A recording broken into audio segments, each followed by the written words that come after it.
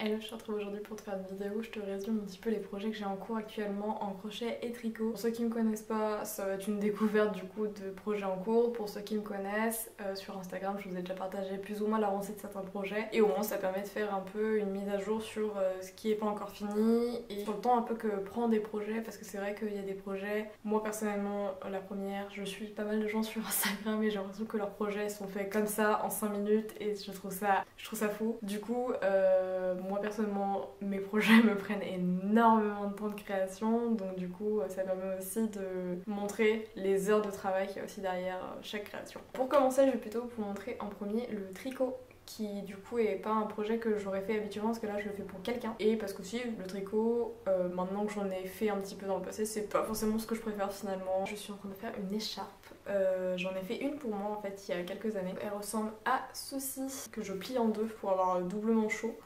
Il y a un gros pli au niveau, mais il y a deux bandes de couleurs, une foncée et une grise, et le reste tout est à peu près en sorte de couleur un peu, je sais pas comment on peut dire, un peu taupe. Je l'ai fait entièrement en point mousse et c'est une écharpe avec laquelle je peux faire à peu près le tour de ma tête. Voilà, c'est une écharpe on ne peut plus basique. Et du coup en fait la dernière fois je l'ai mis autour du cou de mon mec parce qu'il était sorti en pull, et du coup il m'a fait ah mais j'aimerais bien avoir une écharpe, et après j'ai mes oreilles de diable comme ça, je suis en mode attends 5 minutes qu'on rentre à la maison, et du coup quand on est rentré je lui ai balancé toutes mes pelotes sur lui en mode vas-y fais ton choix.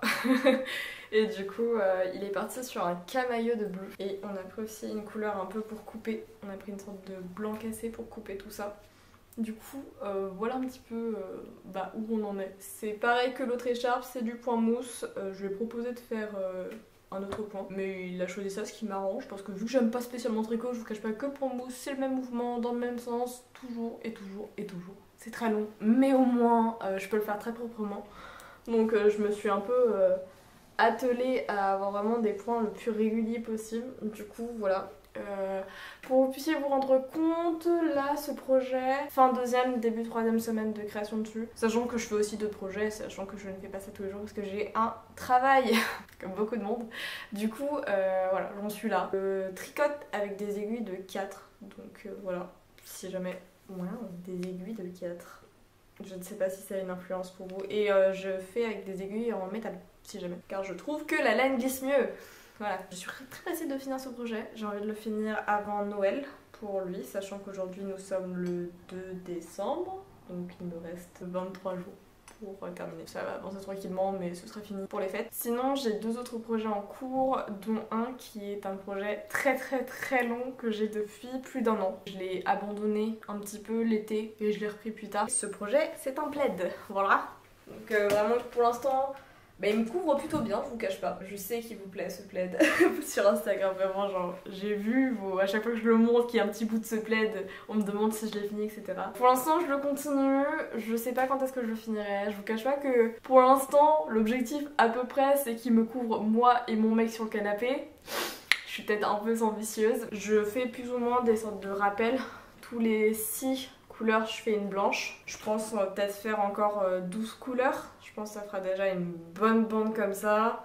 Ça me permettra de gagner quand même pas mal de longueur. Donc ça avance doucement. De base c'était un projet pour finir mes fins de pelote. Maintenant je dois acheter des pelotes. C'est un projet que je fais sur le canapé, que je prends de temps en temps. Je fais jamais par exemple un tour entier de plaid en une fois parce que vraiment c'est des heures de crochetage. Si jamais d'ailleurs ça peut vous intéresser, je crochète avec un crochet de 5. Au début j'avais commencé avec mes tout premiers crochets que j'avais eu en recyclerie, qui sont des crochets en métal.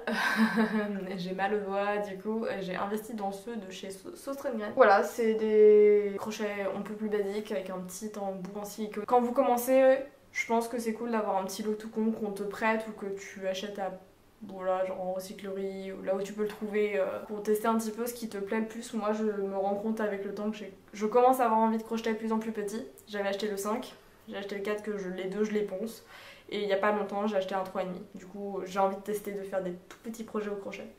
Du coup voilà, j'en ai 3, je les achète vraiment quand j'ai l'envie d'avancer entre guillemets sur des projets longs, et du coup pour l'instant j'en ai 3, ce qui me convient totalement. Je pense pas en racheter d'autres, mais voilà, les 3 viennent du coup de Sostrengren parce que une fois que j'en ai trouvé un qui me plaisait, j'ai acheté le deuxième, et du coup chaque fois que je passais devant j'étais en mode ah j'aimerais bien passer sur une autre taille.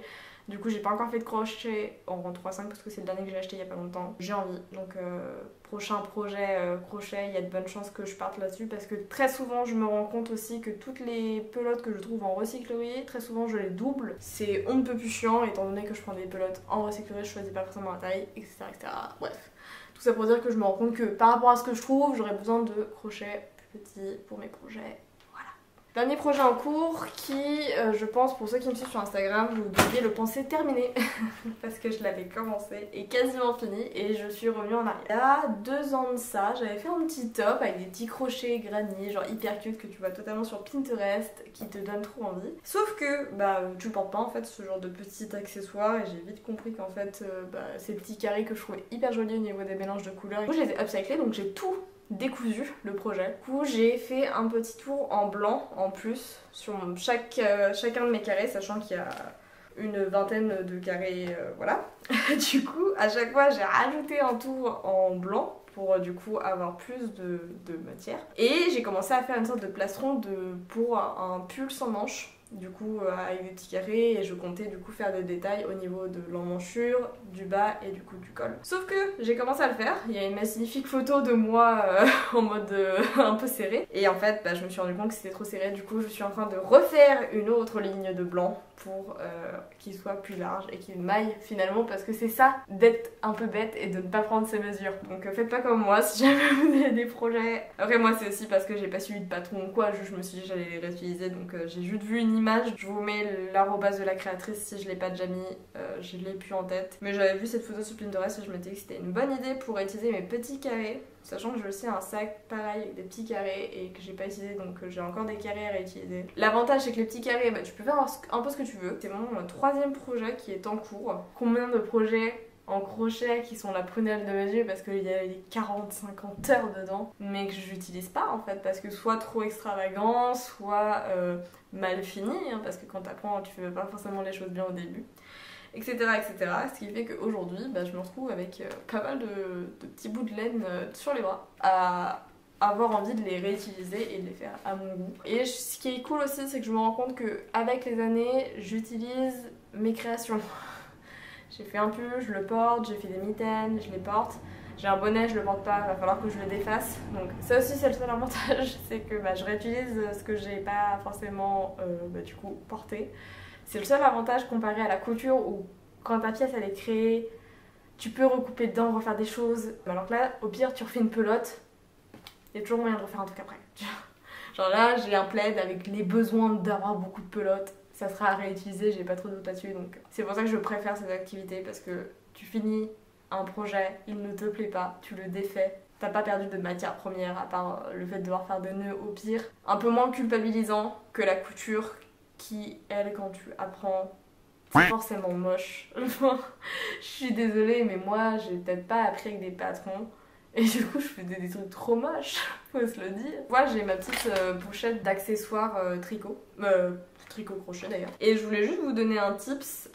Si jamais comme moi vous prenez vos projets de tricot crochet avec vous à l'extérieur, moi j'en vais par exemple dans le train du tricot, souvent j'ai mon pochon où j'ai ma laine et tout, et quand vous avez besoin de changement de couleur, moi j'ai pas spécialement de...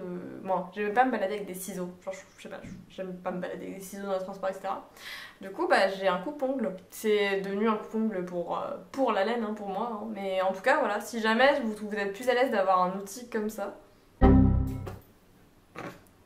voilà. Je sais pas si c'est un tips ou si c'est genre hyper chelou pour certains, mais je sais pas, genre je trouve qu'une paire de ciseaux, vu que c'est pointu, et je sais pas, je trouve ça beaucoup moins pratique à ranger. Alors que du coup ça je le fous dans mes pochons, et vu qu'il n'y a pas de pointe, je peux pas trouer mon pochon ou je sais pas, abîmer ma laine, genre ça tant que c'est fermé ça va pas couper ma laine, je sais pas. Je trouve ça mieux. C'était le tips voilà. De la Laura. Voilà mes petits projets. Je sais pas du tout si c'est une vidéo qui pourrait vous plaire au court ou long terme. J'aimerais bien évidemment vous montrer les projets finis. Faudra-t-il que je les finisse, et étant donné que je ne fais pas beaucoup de projets parce que maintenant j'ai aussi le fait de prôner la seconde main, la création un peu par soi-même et tout.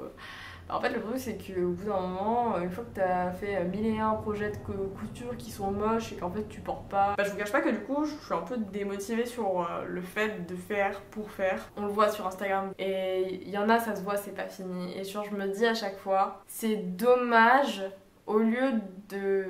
c'est une forme de surconsommation, je sais pas trop comment dire. J'ai certains créateurs que je suis et genre je les vois créer tout le temps. Moi je m'approche, en tout cas mon mode de consommation s'approche beaucoup plus de créateurs qui eux du coup montrent qu'ils ont porté une veste pendant 8, 10, 20 fois comme une personne lambda, tout le monde fait ça, mais les réseaux te montrent que ce n'est pas normal. Et moi je veux prôner cette normalité en fait. Je sais pas pourquoi je commence à parler de ça, mais c'est encore un autre sujet. Ça serait l'objet d'une vidéo en fait, de parler de l'approche que j'ai aujourd'hui, genre de mon mode de consommation on va dire en général. D'ailleurs si ça peut vous intéresser, n'hésitez pas à me le dire. D'ailleurs si vous avez des envies ou des choses pour YouTube, n'hésitez pas, c'est parce que je sais que la majorité des gens qui me croisent ici, c'est des gens qui viennent de mes autres réseaux. Donc déjà coucou à vous si vous avez regardé la vidéo jusqu'au bout. Et si tu me connais pas, du coup merci à toi d'être resté jusque là. Sur ce, je vais vous faire des gros bisous. Je vous souhaite du coup une bonne fin de journée pour vous, si c'est le cas comme moi. Sinon une bonne journée. Je vous fais des gros bisous. On se retrouve bientôt, je vais essayer de faire des vidéos toutes les 2 semaines, je vous promets rien mais j'ai envie. Au mieux, à dans 2 semaines. Des gros bisous, ciao.